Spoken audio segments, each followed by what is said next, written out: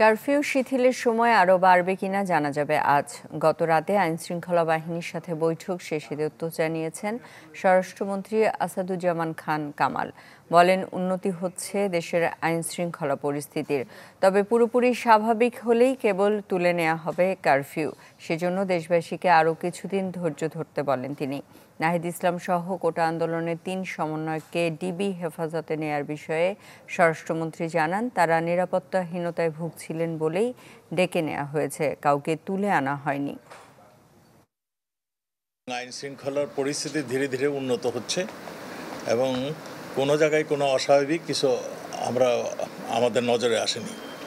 তো আমরা সেই জন্যই চিন্তা করছি যে আমরা ধীরে ধীরে যে কারফিউ শিথিল করা সেটা আমরা করা যায় কিনা, সেটা আজকে আমরা চিন্তা করেছি। কালকে আবার এই ব্যাপারে আমরা সিদ্ধান্ত নেব যে কারা তোমাকে থ্রেট দিচ্ছে। তার জিজ্ঞাসাবাদের জন্যই 2-1 জনকে তাকে ডেকে নেওয়া হয়েছে।